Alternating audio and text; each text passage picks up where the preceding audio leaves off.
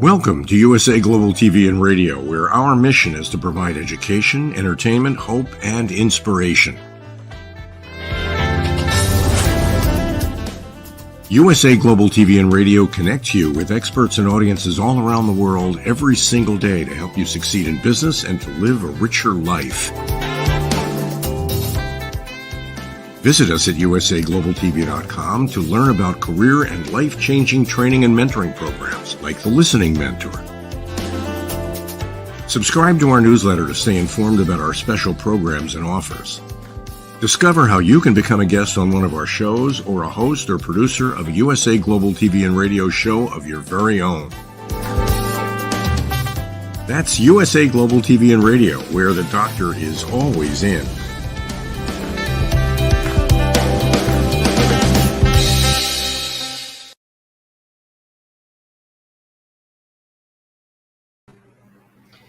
Good evening, good morning, and good afternoon, depending on when you're listening, where you're listening from. And welcome to another episode of The Resume Whisperer. I'm your host, Joseph STETTER. For the past couple of months, I've been trying to create value for the listeners on what it takes to get ahead in life, to succeed, to stand out, to show your passion, not only as an employee, but as an entrepreneur, to understand what companies are looking for, both in the technical and soft skills. And I want to continue with this pattern. I'm very, very excited because we have a brilliant man as our guest today, Michael Fabber, who is the business brains behind The Beard, one of the most sought after business strategists and founder of UNLEASHU now. Michael Fabber is the business coach for those who want to make the world a better place, live in life that they desire, and create a legacy that will impact forever. He's guided many, many leaders with the most transformational and positive communities and impact across the globe.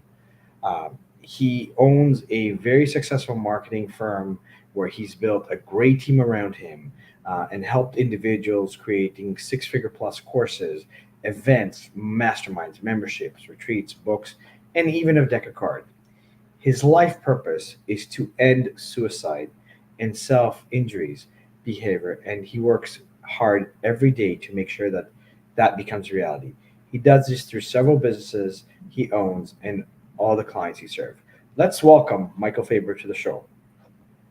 What's up, brother? Thanks for having me. My pleasure. Thank you first for being here. So tell us a little bit, first of all, about what got you on that entrepreneurial spirit or path for you.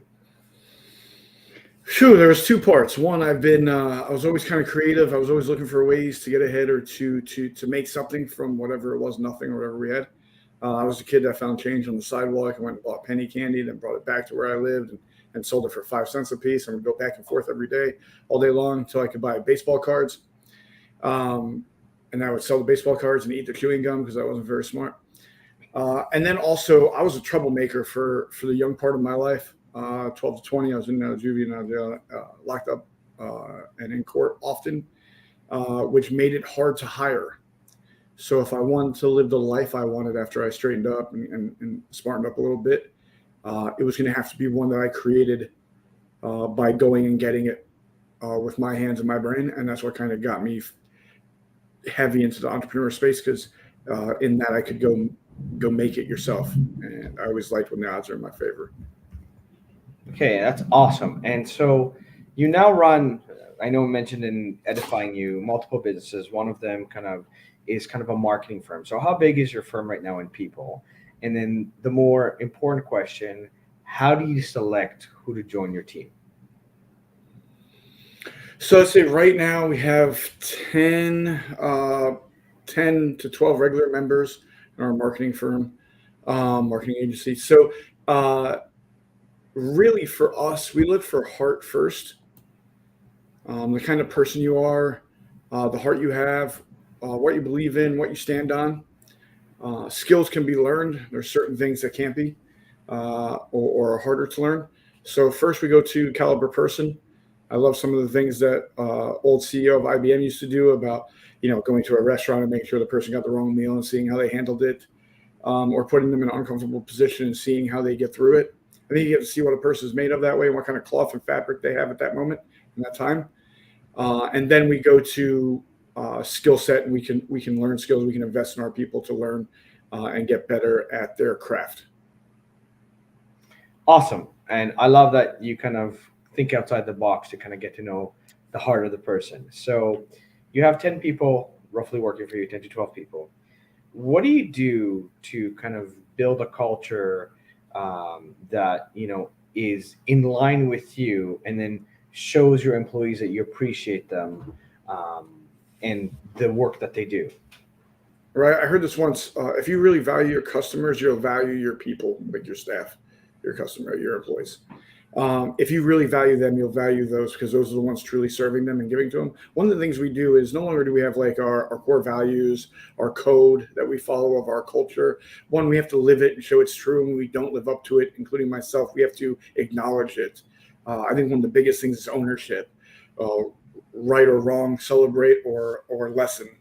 The other thing too is that a common vision for us to see and work towards that has a piece of what we all truly want, and for us to be seen and valued in it and appreciated through the journey.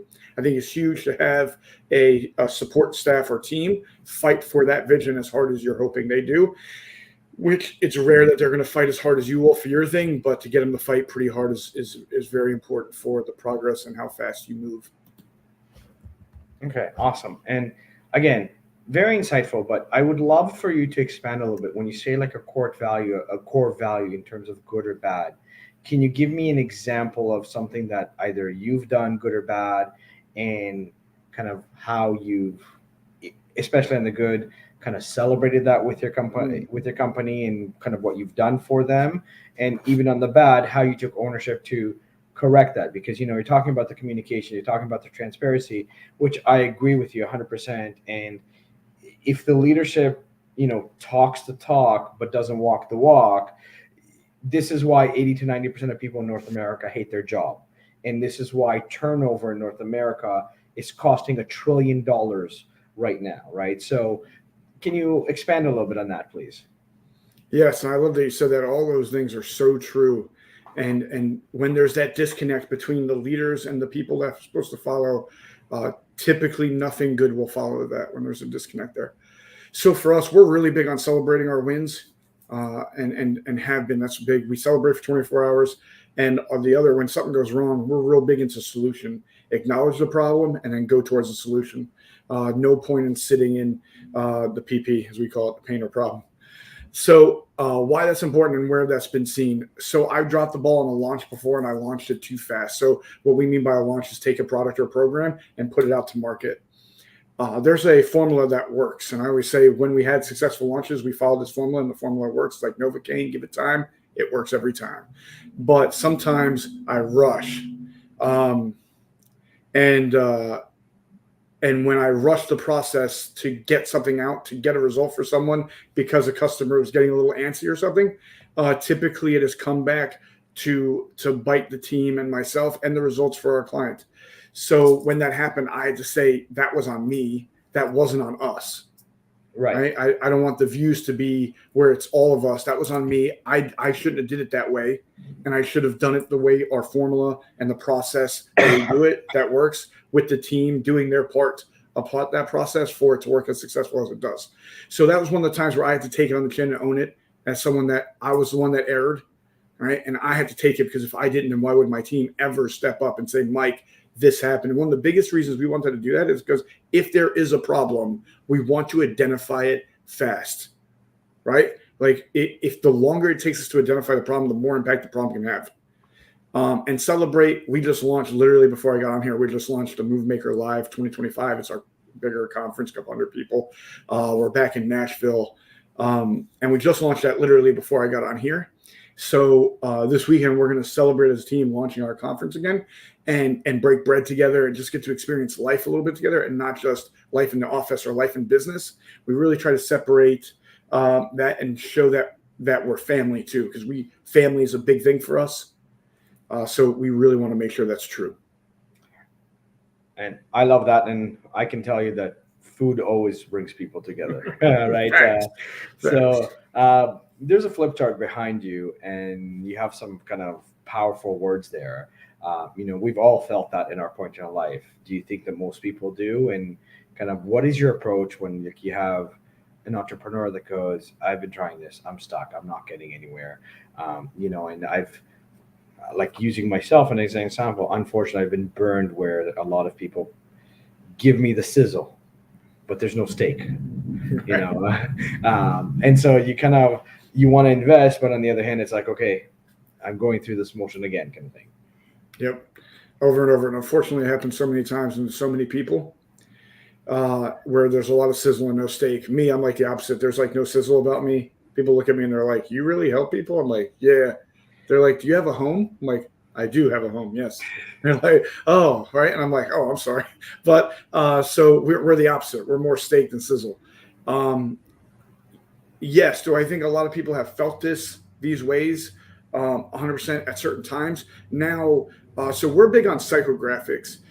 We truly believe, and evidence, statistics can show, and research can show that a lot of things come down to messaging. No matter how you do it, if you break it down in email form, website form, ad form, however you want to do that, messaging is key. But how we were taught to message was great for like 1940s and horrible for 2024 or even before.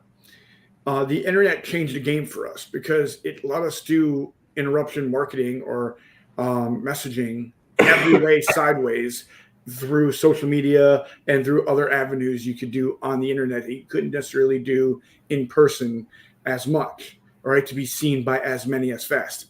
So rather than worried about demographics, which they teach a lot, we talk more about psychographics because that's the key. And like being unseen, that's a pain point for someone. Like these were pain points we were going through with a client of ours for their messaging. But it's not that you're unseen. It's how does being unseen show up? Because sometimes when we're going through it, we don't know how to label it or identify it. We just know the feeling of it. It's like being in a room full of people and feeling like you're completely alone. Right? That's being unseen. So it's no longer getting to the pain point, but also then how does it show up in your client or the person you serve's life? That is going to be key to be able to craft into a message so they know you're talking about them without you saying, hey, I'm talking to you. Brilliant. And I look at it because my expertise is kind of twofold. One is to help the individual land their dream job. And the other one is to help companies hire amazing people and keep them. And it's amazing to me that even in the corporate world, I speak to clients that are like, yeah, we have corporate culture, but we don't, then people get hired there and everything that was promised as corporate culture doesn't happen. So using the example, like, I'm a big kid at heart. One of my favorite holidays is Halloween. I love Halloween kind of thing. And when I speak to executives, I said, listen, C-level executives, even if you have meetings all day, show up for 20 minutes, go to the dollar store, buy a mask if you don't want to invest in it. Wear that mask for 20 minutes, go shake hands, go acknowledge the people that actually dressed up, right? Take a few pictures, and then take off your mask and go to your meetings. But if you don't do that, but you're preaching, we have a lot of fun, nobody's going to believe you and no one's going to buy into you, right? The other side of it, and this is excuse, I mean, I love the fact that you kind of go outside of the office to test the real behaviors, but do you have any specific questions or anything that you look for? Because, a lot of people can say that they're, certified in, let's say, Google AdWords or SEO or Facebook advertising. And I appreciate that the algorithm changes. And especially now with AI, I'm also finding that, like, there's a lot of company goes, oh, we don't need to pay you as an expert. We can just get AI to do this for us. And I'm like, look, AI might give you fundamentals of what is being used right now, but it doesn't tell your story. It doesn't separate you from everybody else. And so you want to use ChatGPT to write a resume, ChatGPT will write a decent resume, but it's not going to say, here's why Michael Faber is better or different or other for people to kind of sift through you correctly and notice you, right? Right. So how does that kind of relate in your business or in kind of some of the experiences with explaining this to customers and getting them to internalize it, I guess? Right. There's a couple things that you hit on that's really brilliant and is not talked about enough in this new AI culture. And AI is here and it's here to stay. It's not going to go anywhere. And it's great as a template or something to get idea from or some structure from, and then make your own. I think that's the key, make your own. Because think, if you're like, hey, I can get my resume from ChatGPT, I don't need you. I'm like, right, that's what everybody else is saying. That's going for the same job too. So you're going to be just like them. Your resume is going to look just like them because ChatGPT is going through, unless you're extremely good at prompts, it's going through the same information to create all of them in the way it's going to create it for you. It's going to create it for the other 1,000 people or 100 people or 10 people that are applying for that job or that are qualified for it. It's not going to separate you. All right. And one of the biggest things we're looking for now more than ever is authenticity and separation for someone to be truly themselves. When I was in the sports talk world, one of the things I did to get one of my first gigs was I did my resume on a baseball bat.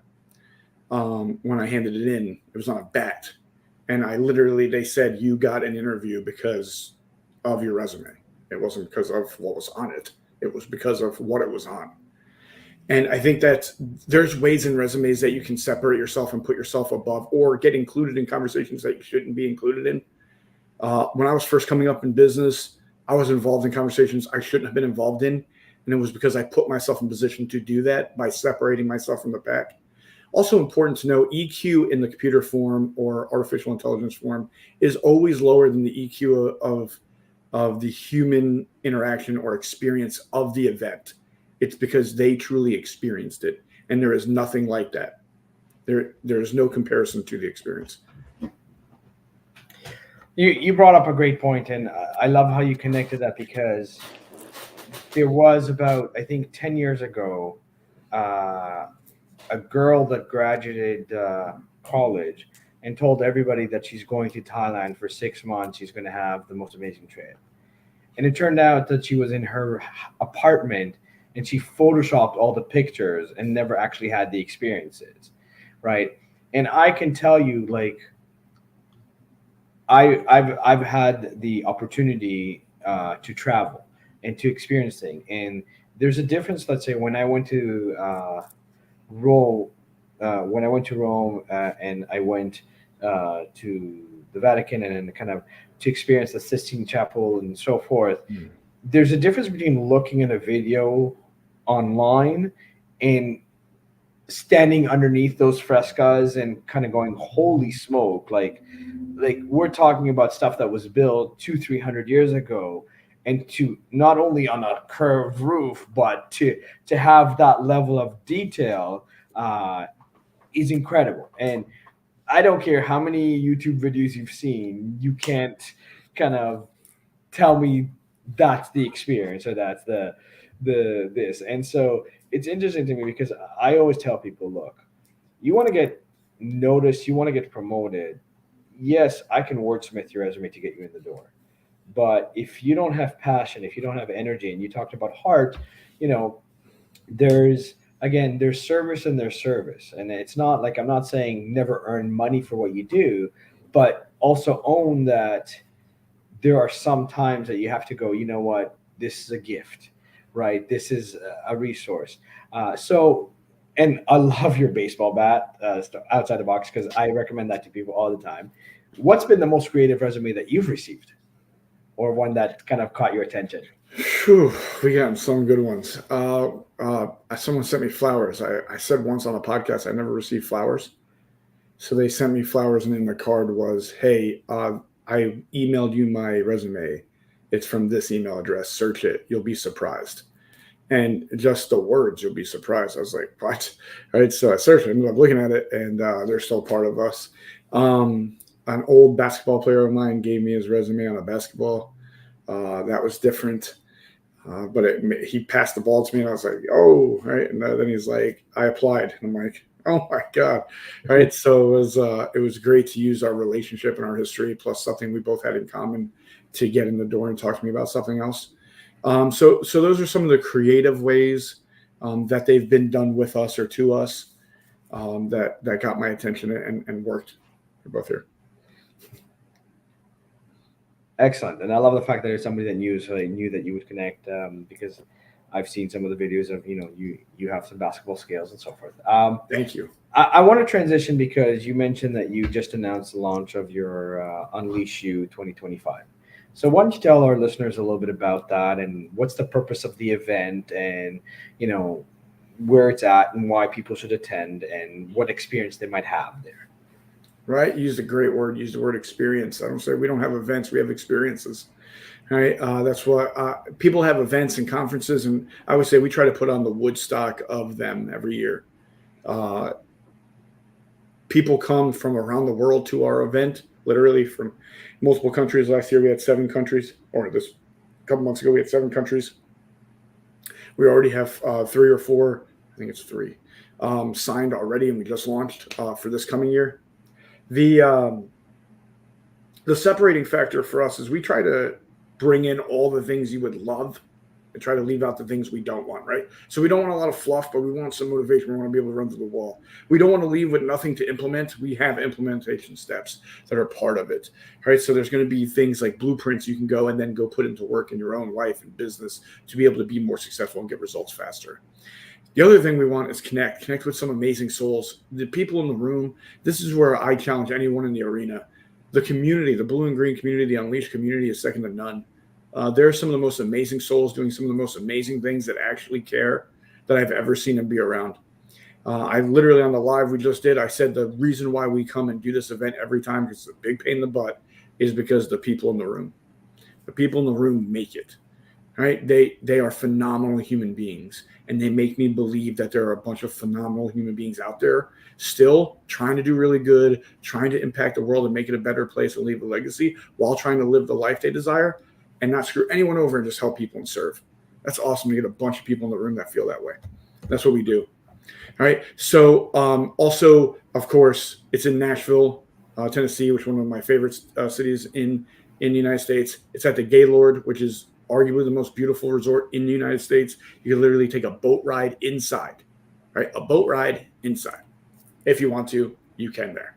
All right. So it's a beautiful resort. It's in March of next year. We have our early bird rate going on right now, so you save like $1,000. Also in our events, your hotel room's included.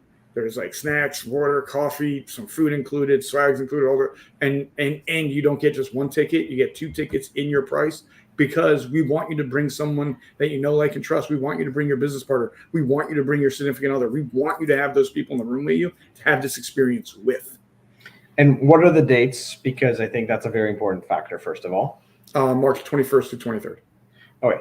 And I can say to you, because obviously I know people in the network that overlap. Some of them are my friends. Like Jason Thomas, he spoke about the experience he had with you.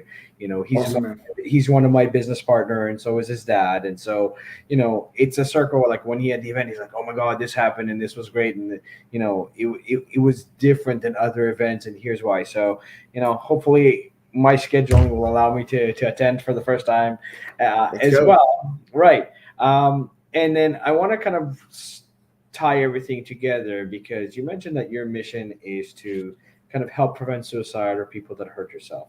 So can you give us a little bit of insight why this kind of became a purpose and why the work that you do wants you to translate to that or to kind of affect that?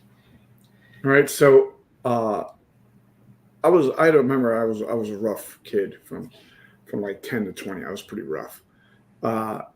But I didn't have to be. I would say that, like, the reason why I get asked to speak and the reason why they have me on stages isn't because of the amazing things I've accomplished.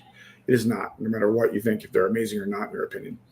I get asked to speak because of all the mistakes I've made, and I'm still here doing it.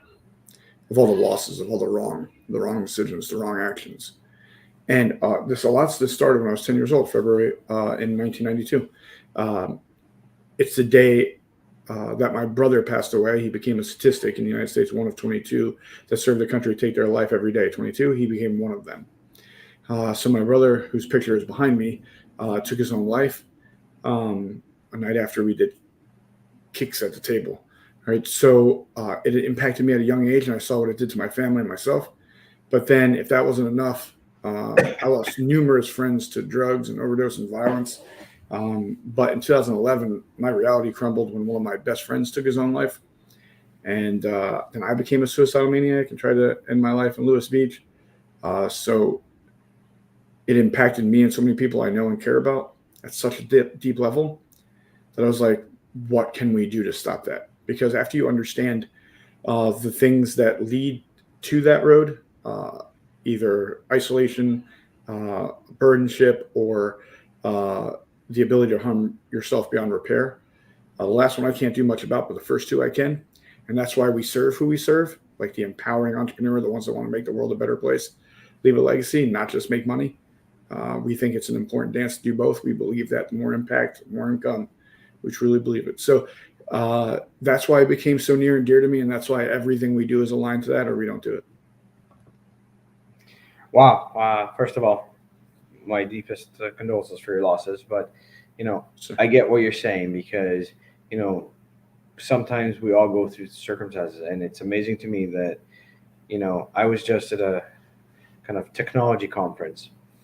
And I had two individuals that came and were like, can you get me a job? Any job? And I kind of went, what's any job? Like, what are you passionate about? What's your background? What is it that you need? So I just had like a 1 hour conversation with the guys like I'm in quality control, but I don't know if this. And I started talking to him and he was stuttering. And I said, I need you to own that you stutter. I need you to kind of get rid of the pink elephant and say, before I start, let's say when you go on an interview, I want you to know I stutter, but I'm the best quality control there. And he just stopped and looked at me like, okay. Then I said, okay, let's just say that you're going to stay in the quality control. You just don't like your company right now. What is your like ideal company, or what is the? And I asked a question like that's very basic, appears basic. Security, income, growth, or happiness? Which one's most important to you? And he said growth. I said, okay, what does growth look like? How do you define growth? He's like, I want to handle multiple projects at the same time. I'm like, okay, great. Then I looked at him, I said, who's your like my dream company to work for? And he said Amazon. And I was like, okay, when you go present yourself as a quality control person, you need to present yourself as if you're working for Amazon. You need to present yourself that you've done this for Amazon. And he looked at me and was like, in literally, he goes, this is probably the most impactful conversation I've had in 3 days, because you weren't selling me anything. Like, I came to ask about kind of your business, but you talked to me as a human being, and you made me realize that my image that I'm stuttering, I'll never be good enough for more. And then I coached him. So like I introduced him to somebody and he was like, hi. And I'm like, wait, stop, reset. Who's your ideal company that you are doing this? Own the fact and restart.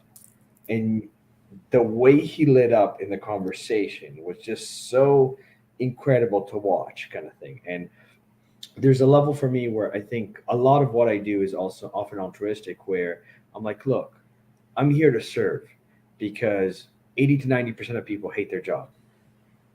90% of Americans are not necessarily ready to be entrepreneurs. And so there's a level, because it's scary that you're not going to have a paycheck, and, how are you paying, and so forth. And again, I've had life lessons from partners that cost me, quite a bit, kind of thing. But there's also a level where I said, like, when you own what your purpose is, everything else will align. And if you have that conversation, so for me, I might have not been affected in suicide the way that you were, but I've seen great, amazing, beautiful minds go to waste because they've settled for so much less than they're worth, kind of thing. And I kind of went, why are we doing this as a system? Why are we? And I talk to people that are IT people that are trying to build a new cog for a system that's broken. And so when I ask them questions, they're like, what do you mean? I'm like, you don't get it. If you're building an HR system and you've never done recruiting and you've never experienced someone calling you and going, oh my God, I just got a job. I got, a great offer. How are you designing a system to help people get a job, kind of thing? Right. And, there's a level where I will say, I also try to surround myself with people where, there's value. And even if the value is not monetary, and I could say to you, Michael, one of the reasons I invite you to the show, we're friends on Facebook. I watch your lives, or at least I kind of scroll through them so that, I might not be kind of commenting on them, but I listen very, very carefully. And one of the things that drew me to you was the fact that many of your lives are the opposite of the rah rah. They're like, look, I just had this conversation, and I said something I shouldn't said, and you know what? Like, I'm taking this opportunity to kind of acknowledge it and kind of own it. Or, I'm tired of watching guys that say, look, I'll market you and, in 3 months, you're going to make six figures, kind of thing. And I love the fact that you're challenging the norm, right? So for those that are marketers, for those that are maybe where I can help them kind of get a better job if they want to become entrepreneurs so that they can pay for their entrepreneurship. For those that kind of we have about 5 minutes. Any kind of message you want to give them in terms of like final thoughts, in terms of, own your purpose, own who you are and how to show up to do that. Because obviously you're the beard guy. And as you said yourself, when people see you, they don't really believe that you own several businesses that Right. kind of had the kind of success that you have, because Right. you're not the typical look for it, for example. So what would you say in regard, and if somebody had kind of like you, a rough upbringing and kind of next step to move forward? Right. First thing is own everything. Right. Own everything, the good, the bad, the indifferent, the ugly. Own it all. Take it. Know that whatever you've been through doesn't mean you have to go through. Right. That's why it's called what you've been through. You can do anything as long as you're willing to put in enough work and time to get it. One of the big things for people in this space that I would say is don't be afraid to put in the work. We get caught up in the images, the Instagram lifestyle, the take pictures on the beach in front of a rented car with a mansion that's not yours, right? Like, don't fall into that. Just get really good at what you do. If you're really good at what you do, no one cares what you have. They care that you can help them with what they want so they can get what they want. Because at the end of the day, unless you're giving them what you have, no one cares what you have. So be willing to put in the work and the time, build the craft, hammer the sword, get in the arena enough, take the butt whoopings, and keep building and growing and looking for those opportunities to showcase who you are and what you're about. And then when you have those opportunities, every time step on it. And however it goes, and keep moving forward. So I want to tie one last thing. And first of all, like, what are your thoughts on mentorship? And if you had, let's say, someone that is like, you know what, I want to do this, and you genuinely believe their heart, would you give them an opportunity to speak on your stage at UNLEASHU? Yeah, 100%. We already have. I'm big on mentorship. Mentorship has saved my life. People speaking life into me has saved my life. Personal growth space has saved my life. So I'm big on mentorship. I think it's extremely important to find people that will speak into you, pour into you, guide you, and give you some pieces of the path that you don't know is there. I think that's huge. So yes, mentorship, and 100%. There's people on our stage first time speaking, there are people on our stage that get paid $100,000 to speak, that speak with Tony Robbins every time he has an event. I am not interested in your resume when you speak on stage. I'm interested in your heart and what you're about and how you help people and serve people. That's what I'm totally about. I love that. Okay. And again, this is where I'm going to say to our viewers, people that have hearts will always mentor you, because it's a way to leave a legacy of, I made a difference, I made an impact. So even today in the conversation, to me, that was a great conversation, because the person left there with confidence that they can and they do, rather than settle, kind of thing, right? Okay, tell us again a little bit about your business. We got about 3 minutes. I want to kind of give you another chance to kind of let people connect with you. Obviously, we've been putting your contact information kind of throughout, but whether you want to speak about the marketing business, or just kind of getting a hold of you, or how you are willing to even have a conversation with somebody that doesn't know where to start and kind of what to do, and then what's the best way to get a hold of you? Hey, yeah. So number one thing, again, thank you for having me. I'm honored to be here. Really respect what you're about, who you are, and what you do. And you've always been real with me, so I respect that. Get a hold of me. Facebook probably is the best way. My personal Facebook account. Listen, my phone number is public on there. That's my literal cell phone number. It comes right to me. It's not some Google number or anything else, or SMS service. It comes right to me. You can call me. My email address is on that. You can email me.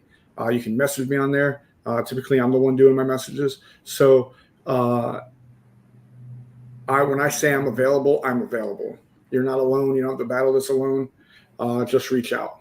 We help empowering entrepreneurs increase influence, impact, and income through messaging. If your messaging is right, you can do anything you want with it and it will work. If your messaging is wrong, you can do anything you want and it won't work. Your pick. All right. So everything comes down to messaging. So we work on crafting those messages that sell and impact. Thank you again, Michael. I mean, it's been an honor and a pleasure to have you, because I love how down to earth you are. I love how genuine. I love the fact that you understand that and have the mindset that, when you're of service and you're truly of service, and it's not, okay, I'm the lip service of service kind of thing, that the money itself will come and bigger things will come, and this is where I think we need to get back to that. We need to get to the foundations of humanity, rather than it's a competition and it's, like, let's just flood and let's, post content for the sake of posting content. And, I agree with you. The rented, I have a Lamborghini.